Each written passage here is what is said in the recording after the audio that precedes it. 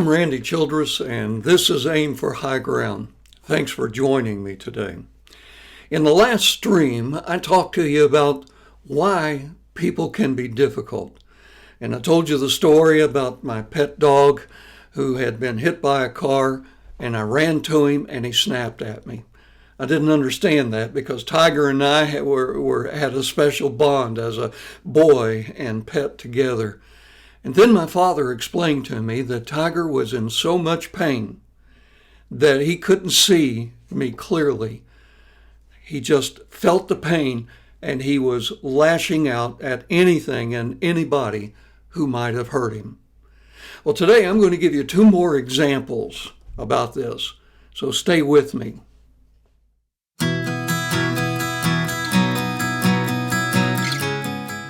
Only God knows what's in another person's heart. We don't always understand why they behave or talk the way they do. So we have to be careful not to be quick to judge and condemn people because we never know what experiences had brought them to this point. Let me give you two examples. When I was a youth minister, we had a young man in our youth group by the name of Jeff. And by the way, that's not his real name.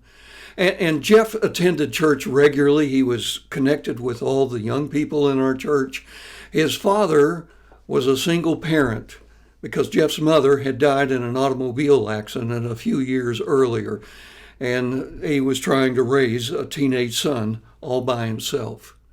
Well, one night, Jeff called me from the emergency room. He had taken a mountainous curve too quick and he had slid over the slope down into a creek bed. A man following him called the emergency room, and they sent out emergency technicians, picked him up and carried him to the emergency room, where they found that he had a broken leg and some cracked ribs and a lot of bumps and bruises and scrapes. While I was there, he asked me to call his father and tell him where he was. I was surprised that he hadn't already called his father, so I went to the phone and immediately gave his father a call. His father cursed and slammed the phone down. Within minutes, he was in the hospital emergency room, just pacing back and forth in the hallway. I told that boy to not drive like this. He just doesn't listen. Are you people going to help him, or are you going to sit around on your thumbs all day? And Jeff leaned over and whispered to me. He said, "Why does my father have to act like such a jerk?" Well, I didn't know how to respond to that and didn't say anything. But the next day, the answer came to me. And I spoke to him and I said, "Jeff, your dad reacted to this the only way he knows how to act it. He's a boss. He's used to giving orders, and so he responded the same way he does with everything. Intimidate and give orders."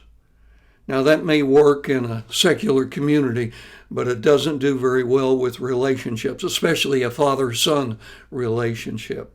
But you have to understand where he's coming from. Your accident could have reminded him about the loss of his wife a few years earlier. And this is how he responds to the fear of losing his teenage son. And not only that, you presented him with an occasion that he couldn't fix himself. He had to depend on other people, and it must have been frustrating for him. Honestly, Jeff, what I saw in your dad looked a lot like panic to me. He was afraid of losing his son. He didn't have a broken leg like you do, but he was hurting nonetheless. It's not easy raising a teenager. There's a second example that took place years later. A woman was losing her husband to a fast-growing terminal marriage. They had been married for 40 years, and she had depended on him to take care of everything. And now she was tasked with the responsibility of making sure that he was taken care of. And each step of her husband's decline exasperated her. She didn't think that doctors and nurses were doing enough. When friends came in to visit, she didn't think they were doing enough. And so she in frustration, blasted doctors, nurses, healthcare personalities, and also blasted friends who came in to visit with her. Now, thankfully, doctors and nurses and medical personnel are professional people, and they understood the emotions that this woman was going through, and they responded with patience. And her friends understood the emotional turbulence this woman was going through, and they responded with grace. Thank God for those people. That's why it's important for us not to rush in judgment and condemnation about people. They understand that they could have painful experiences in their life. Maybe they were bullied as children. Maybe they were deserted by their parents as children. Maybe they were abused as children or betrayed later on. You've heard the expression, hurt me once, shame on you. Hurt me twice, shame on me. Now, these people have been hurt, and they have determined that they're not ever going to be hurt again. And so they respond like this. Stay with me, because in a couple of minutes, I'm going to show you how the Lord responded to this kind of circumstance.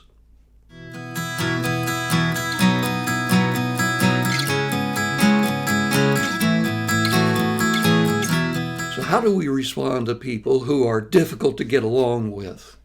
Once we understand that they could have these situations in their background. Well, in 1 Kings chapter 19, and please take the time to read that chapter today, we find that God deals with Elijah through a very difficult, emotional, and turbulent occurrence in Elijah's life. And you'll notice in this passage that he met Elijah's need for physical necessities in verses 5 through 6. He gave Elijah time and space. In fact, he gave him 40 days to rest and recuperate in verse 8.